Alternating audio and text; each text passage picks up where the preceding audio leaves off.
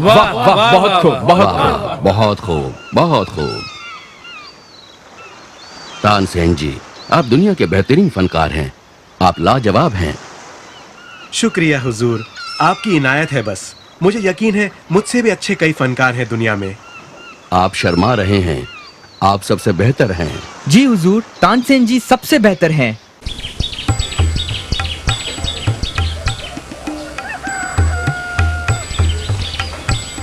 बीरबल, आप खामोश क्यों हैं? आप मेरी बात से सहमत नहीं? माफी चाहता हूँ हुजूर, लेकिन जैसा कि तानसेन जी ने खुद कहा है, उनसे भी बेहतर फनकार हैं इस दुनिया में। बीरबल, आपको चुनौतियां पसंद हैं। खैर, मैं चाहता हूं कि आप तानसेन जी से बेहतर फनकार ढूंढ लाएं।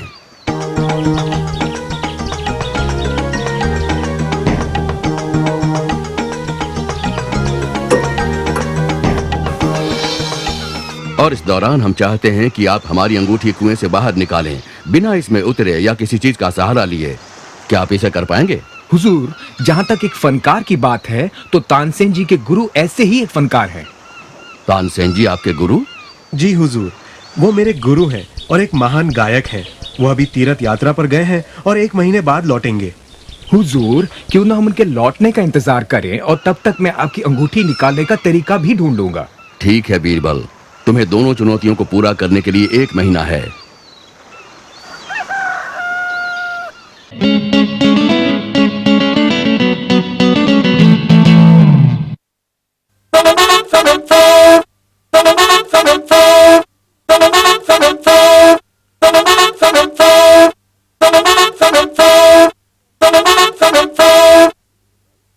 बीरबल, क्या हुआ? क्या तुम अपनी बात भूल गए? कहाँ हैं तानसेन जी के गुरु? हुजूर, मैं कुछ भी नहीं भूला हूँ। गुरुजी अपनी यात्रा से लौट आए हैं। तो फिर वो इस दरबार में मौजूद क्यों नहीं? हुजूर, वो दरअसल अपने घर से बाहर नहीं निकलते। हमें उन्हें सुनने के लिए उन्हीं के घर जाना होगा। ठीक है। अगर वो यहाँ नहीं आना चाहते तो हम ही उनके घर चले चलते हैं। वैसे भी हम उन्हें सुनने के लिए बड़े बेचैन हैं। हम कल सवेरे ही उनका गाना सुनने के लिए उनके घर चलेंगे। जैसी आपकी आज्ञा हुजूर।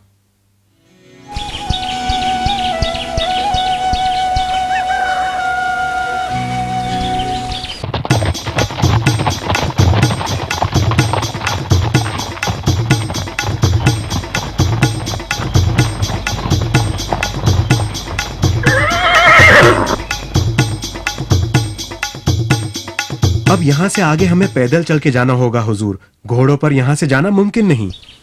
अगर आपके गुरुजी इतने महान फनकार हैं तो वो ऐसे वीरान जंगल में क्यों रहते हैं? उन्हें दुनियादारी से दूर एकांत और शांति में रहना ज्यादा पसंद है।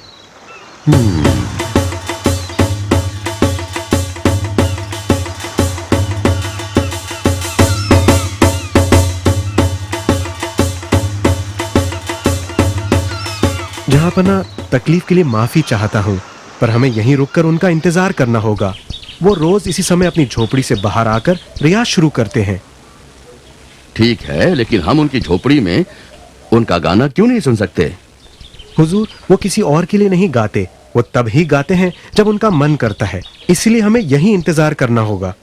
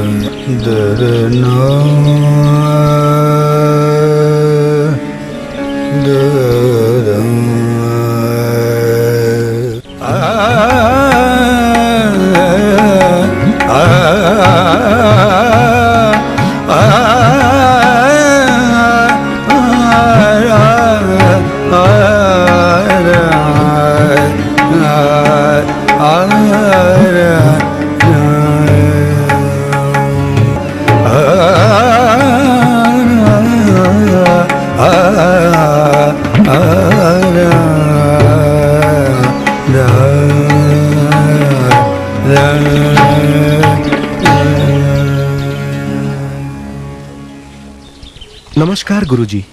ओह धन्य भाग हमारे, आइए पधारिए। जब बीरबल और तानसेन जी ने हमसे कहा कि आप सबसे बेहतर फनकार हैं, तब हमें यकीन नहीं हुआ, पर अब यह साबित हो गया है कि आप सबसे महान फनकार हैं। ये तो संगीत के प्रति आपका प्रेम है, वरना मैं आपके तारीफ के लायक कहां, स्वयं संगीत ही महान है।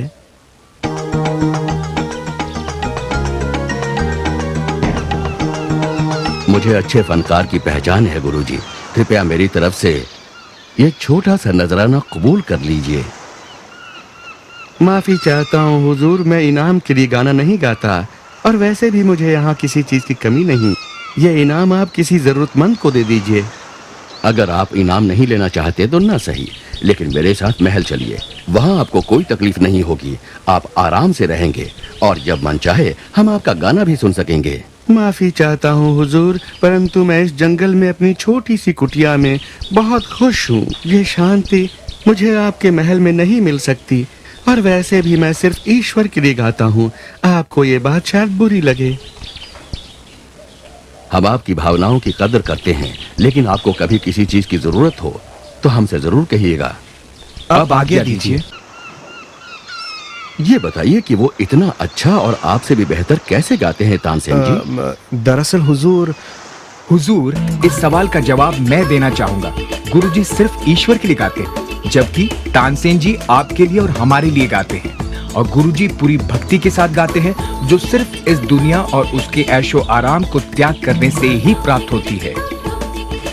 हम आपकी बात से सहमत हैं, लेकिन उस दूसरी चुनौती का क्या हुआ? कहाँ है हमारी अंगूठी? हुजूर, हम उस कुएं के पास से गुजरेंगे और वो अंगूठी आपको मिल जाएगी। ये तो हमें देखना होगा।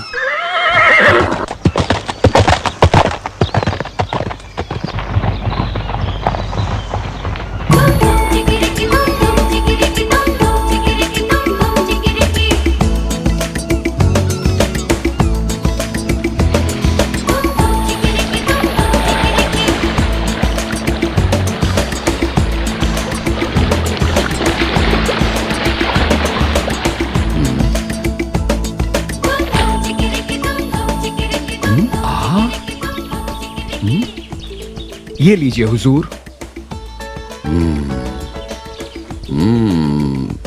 शाबाश बीरबल। अब ये बताओ कि तुमने ये किया कैसे?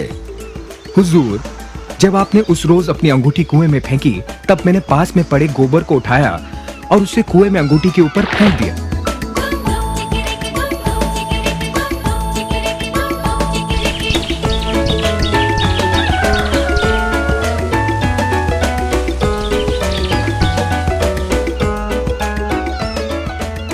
कुछ दिनों बाद जब वो गोबर सूख गया, तब ये अंगूठी उसमें जम गई। जब कुछ ही दिन बाद बारिश हुई, तब ये पूरा पानी से भर गया और सूखा हुआ गोबर ऊपर तैरने लगा। और ये रही आपकी अंगूठी हुजूर। ना ही मैं कुएं में उतरा और ना किसी चीज का सहारा लिया, प्रकृति ने ही मेरा काम कर दिया। शाबाश बीरबल, तुम लाजवाब हो। शाबाश। शाबाश शाबाश। शुक्रिया हुजूर, शुक्रिया।